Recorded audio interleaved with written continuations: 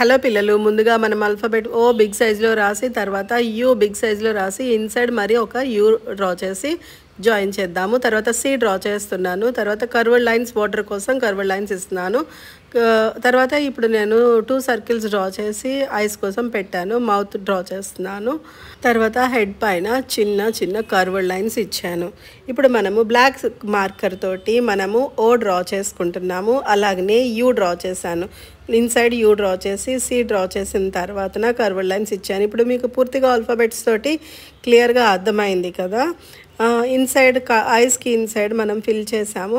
అన్ని pencil lines మీద మనము బ్లాక్ మార్కర్ తోటి మనము అవుట్లైన్ డ్రా చేసుకుంటున్నాము. పిల్లలు, మీరు బ్లాక్ మార్కర్తో కానీ లేదా బ్లాక్ స్కెచ్ పెన్తో కానీ చేసుకోవచ్చును.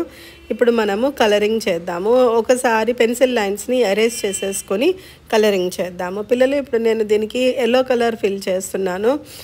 నేను బ్రష్ పెన్స్ యూస్ చేస్తున్నాను. మీ చాయిస్ పిల్లలు. మీరు క్రేయాన్స్ కానీ వాటర్ కలర్స్ కానీ అలాగనే మార్కర్తో కానీ స్కెచ్ పెన్స్తో కానీ దేనితోటైనా చేసుకోవచ్చును. నేనైతే బ్రష్ పెన్స్ తోటి వేస్తున్నాను.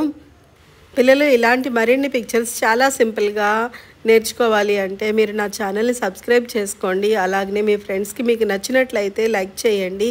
అలాగనే మీ ఫ్రెండ్స్కి షేర్ చేయండి. నేను ఆల్ఫాబెట్స్ తోటి నంబర్స్ తోటి చాలా రకాల పిక్చర్స్ అయితే నేను చాలా నేర్పిస్తాను.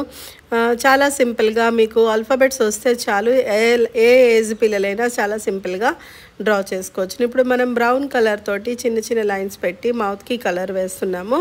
తర్వాత ఇప్పుడు నేను గ్రాస్ కోసము green colour, light green colour వేస్తున్నాను గ్రాస్ లైన్స్కి. మొత్తం గ్రాస్ లైన్స్ కంప్లీట్ అయిపోయిన తర్వాత వాటర్ కలర్ చేసుకుందాము. గ్రాస్కి అయితే డార్క్ కలర్ కన్నా లైట్ గ్రీన్ వేస్తేనే బాగుంటుంది. డార్క్ గ్రీన్ వేస్తే బాగోదు. నేను వాటర్ కోసము లైట్ బ్లూ కలర్ నేను ఫిల్ చేస్తున్నాను. చూసారు కదా పిల్లలు, చాలా ఈజీగా చాలా నీట్గా వచ్చేసింది పిక్చర్.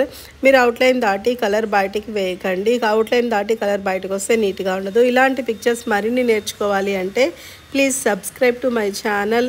నెక్స్ట్ వీడియోలోని కూడా ఇంకా మంచి మంచి పిక్చర్స్ నేర్పిస్తాను, చూస్తూ ఉండండి.